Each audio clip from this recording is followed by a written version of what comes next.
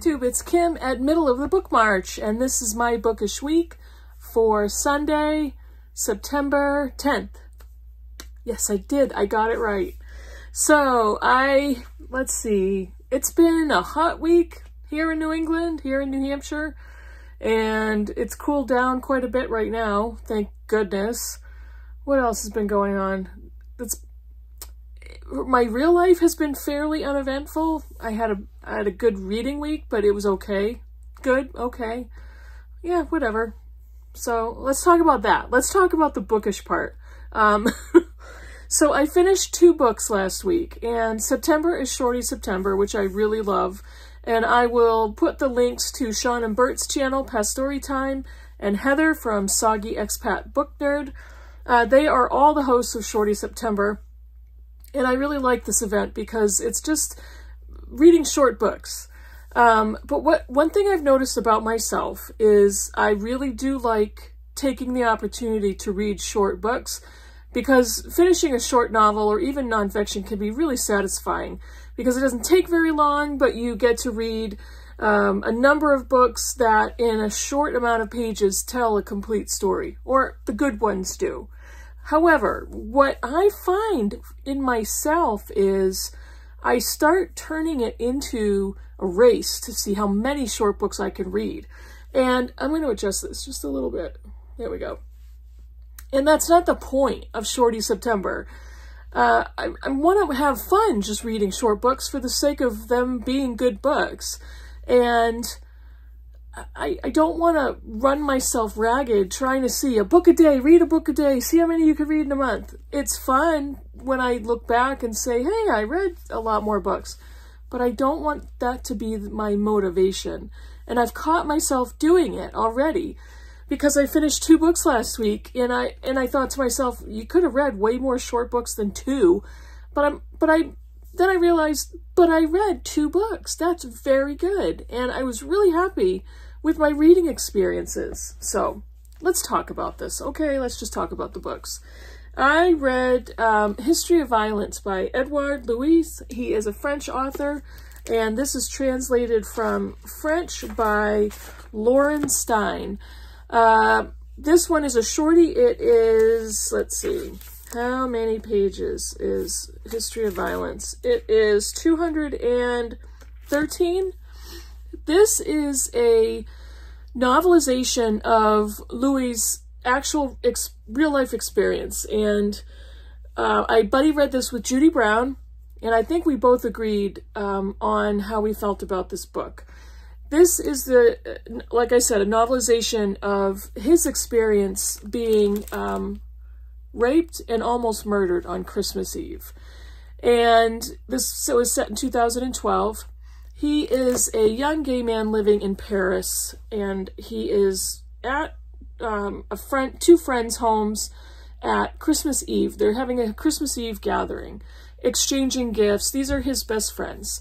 And he's walking home at night to his apartment and sees that a man is following him.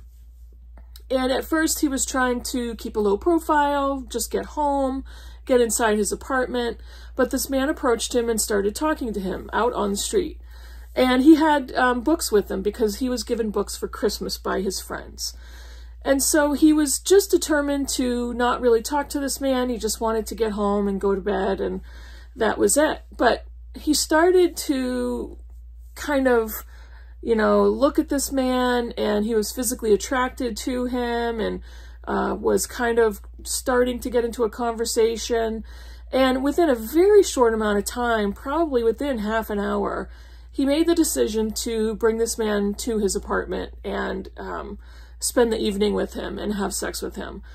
But unfortunately, he does that. They go up to his apartment. They do end up having sex, but then the man turns violent. He has already stolen from him. He pulls a gun on him and threatens to kill him, and then subsequently rapes him. And at the end of this violence that was perpetrated, he does survive this violence, this trauma, because he went on to write about it in this book. But it was a very harrowing encounter. And this book is told from a very unique perspective because he immediately told his friends, but he kept what happened to him secret from his family. And a year after this rape, he kind of escaped to his sister's home, his sister was living with her husband in the same town that they grew up in. And so he escaped to his sister's home, and the book is told from the perspective of him overhearing his sister recounting these events to her husband. And it's such a unique way to write this story. I was so impressed by this book. I thought this is such an excellent example of writing about pure horror and pure trauma and violence in a way that is so striking and very transparent. He is writing some things in the book that are very unpleasant to hear, not the events of that evening, but attitudes that he has and the way he feels. And, you know, it's like he's very honest with us as readers. And sometimes I didn't really want to hear what he was thinking because I didn't agree with him, or I thought that's a very negative way to analyze something, or it's a very negative attitude. And it wasn't coming from a place of judgment, but it was coming from, well, I mean, what kind of person are you? But at the end of the book, I was so impressed by him and by his willingness to tell his story to us and to write this down, to lay himself out very honestly, good and bad, and let the reader read his words and his thoughts, the way he processes what happens to him. And there were so many things about his story. First of all, he is a man who experienced a rape. That has a whole set of things to process and to analyze, not just for him as the victim of this violence, but for us as the reader of the story. He's also a gay man. And it's one layer of things on top of each other, the intersection of all the things that leads into him as this person that experienced this event. It's so not straightforward. So when we read what he's thinking in his head, how he's feeling emotionally, how he's feeling about his rapist, how he's feeling about his family and his friends, it's very impressive, very honest, so disturbing to read, but such an excellent piece of writing. I was so impressed because he is such a young man and young author. He wrote a book called The End of Eddie that I have since ordered, that is actually previous to this book, that is talking about his childhood growing up in France. And that I'd like to read as well, because I just thought this was such a superb example of writing in autofiction. So yeah, this is a triggery, violent, all the things. This is not a book for everyone, but I was extremely impressed by it. The next book I finished is My Name is Lucy Barton by Elizabeth Strout. Yeah, I've had this forever. I don't know. It is 191 pages. So a shorty under 200 pages. This is the first in the Amgash series, basically the Lucy Barton series. And I read all of Kittredge and I liked it, but I don't think Elizabeth Strout is the author for me. I liked this book, I didn't love it. And I think for the same reasons that I didn't love all of Kittredge, it's kind of her writing style. Lucy Barton tells the story of the titular character who in the very beginning of the book is in the hospital for an extended period of time, like several weeks, after having her appendix out, and then something had gone wrong. So she is in the hospital for many, many weeks, and she's married, has 2 young daughters. There's a lot of family dynamics going on, and while she's in the hospital, her mother comes to stay with her in the hospital for about a week. but the relationship with her mother is conflicted, and based on her childhood and the way they grew up, she was very surprised to see her mother, but very thankful that she decided to stay with her for the amount of time that she did.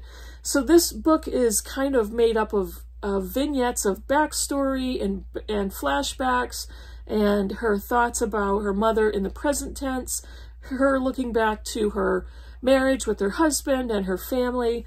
And we watch her as she's in the hospital. I think 8 or 9 weeks she was in the hospital.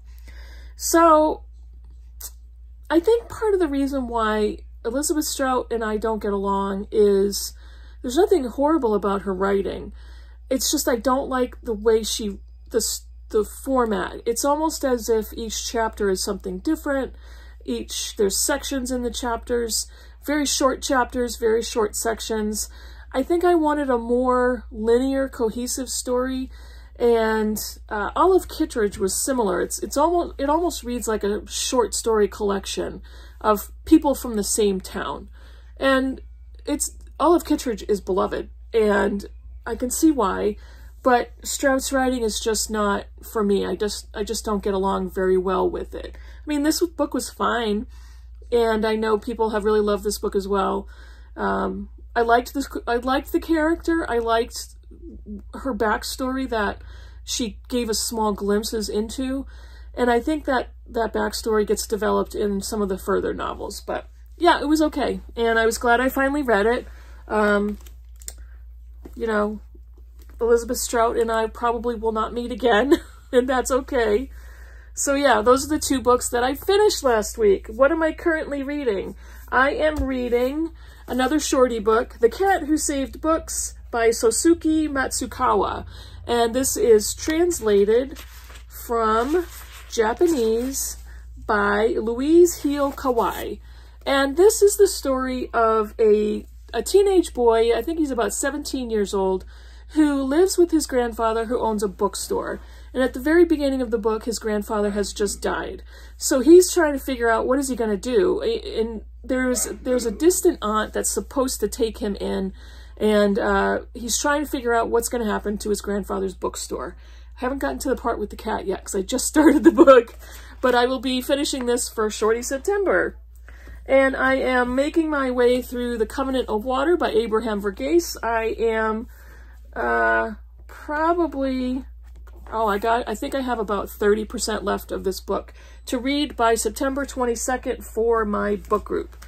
And I just started a book on audio, The Community Board by Tara Conklin, and I think I'm about 11% into that. I had no idea what this book was about, but it's got some humor in it, and I think I'm about 11% into the audiobook, so I'll probably finish it during the week, and we'll have that wrapped up by next weekend. That's it for the books that I've read or am currently reading, but I did find a library book sale Saturday, and I did go to that. It wasn't great. It was kind of a bust. It was very small, barely any fiction, but I did buy 4 books. I spent $4 in total. And what I did get are Library of America collectors books. And I'll show you the first one. This is Welty, Eudora Welty, stories, essays, and a memoir.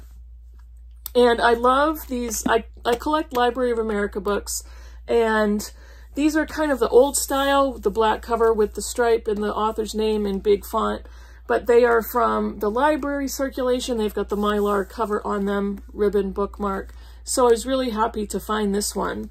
And then the next 3 books are a series, or volumes 1, 2, and 3. These are